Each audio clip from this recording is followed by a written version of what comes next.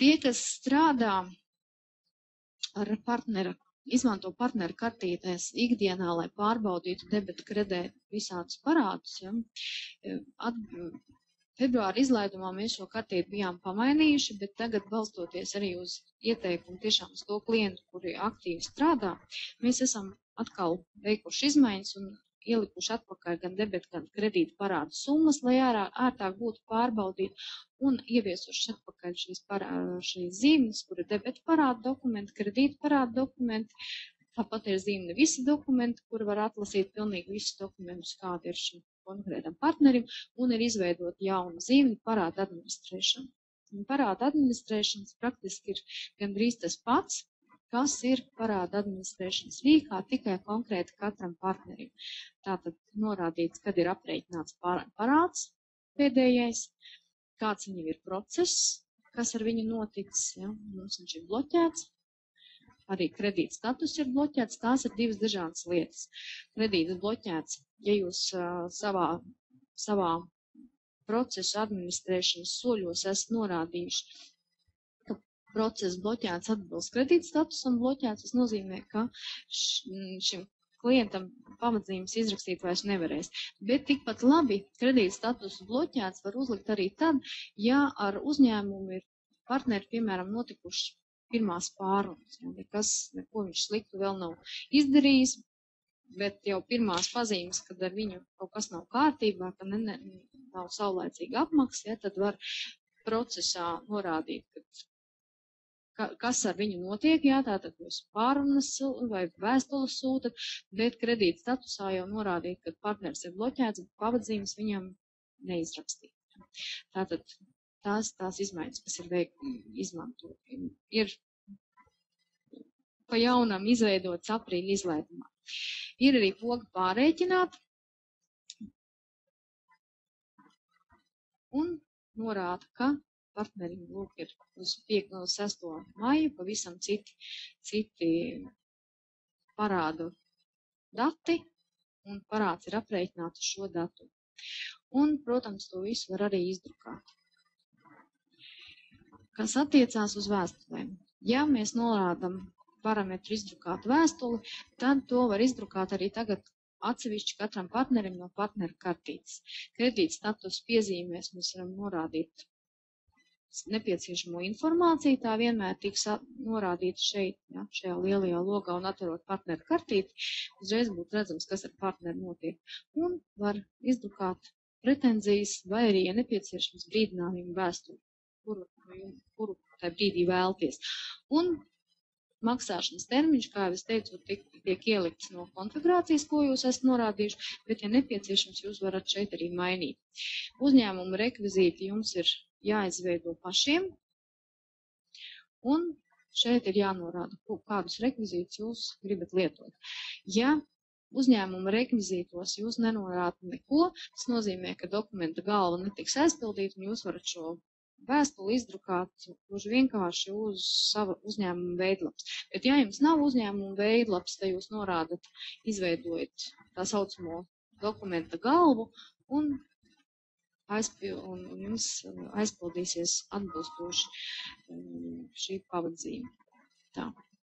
Un mums nav parāda dokumentu vairāk, tā kā mēs neko nevaram izdrukāt, un tad ir liels skaists tukšums.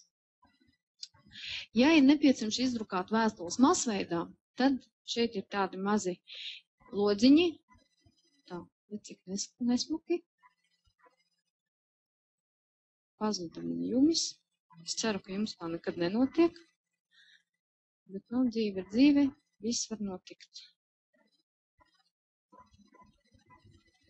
Tā, mēģināsim pa jaunam tikt pie jumi klāt.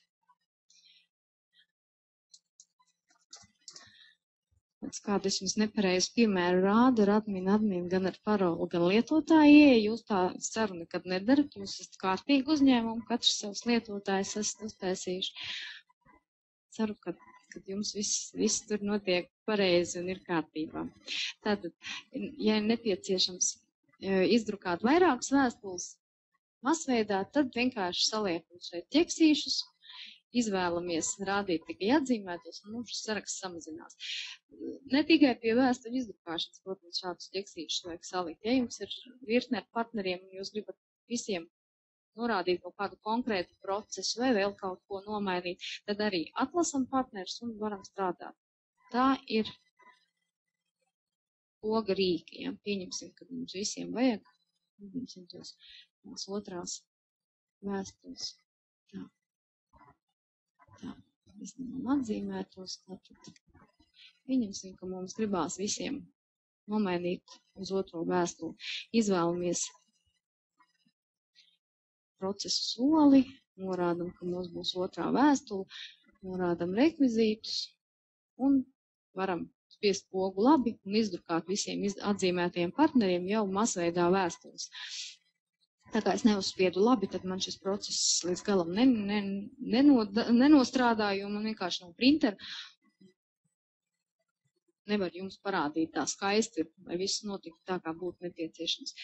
Ja jūs strādājat ar jumi, tad es ieteiktu nebaidīties izmantot tās podziņas, kas ir rīku joslā. Ja te ir kāda poga, tas nozīmē, ka viņu vajag izmantot. Ja šī pogai klāt ir tāds te maziņš trīstūrīts, tā ir bultiņa, tas nozīmē, ka zem tās pogas ir vēl kaut kas vērtīgs, uz ko ir der nospiest un apskatīties. Ja, piemēram, tā kā šeit ir poga rīki, ja, tātad tas nozīmē, ka mēs masveidā varam nomainīt, kā es rādīju, kādu procesu soli, vai arī atrast vairāk kārtīgi ievadītos partnerus. Un šeit, piemēram, vēl ir poga eksportēt, un tā arī ļoti laba poga, tā ir pilnīgi jauna aprīļa izlaidumā, un ar šo pogu mēs varam aizeksportēt parādnieku reģistru uz Excel vai parādnieku reģistru ar visiem dokumentiem uz Excel. Ja jums ir Microsoft Excel poga. Ja jums ir Open Office, tad var rasties arī problēmas, bet tā kā mēs esam veikuši aptauju, tomēr lielākā daļa lietotāji izmanto Microsoft produktus, tad jums nekādas problēmas nebūs. Lūk, Excelī jau ir šis parādnieku reģistrs, ja nepieciešams kaut kāds atzīmes veids, jūs, piemēram, izsūtat vēstules, ja, tad, lai jums būtu kāds dokuments, ka jūs esat šīs vēstules izsūtījuši, jūs varat aizeksportēt uz Excel šo parādnieku reģistru, atlasīt informāciju, kādu jums nepieciešams, un, protams, pierakstīt sev nepieciešamo informāciju saistībā ar šo.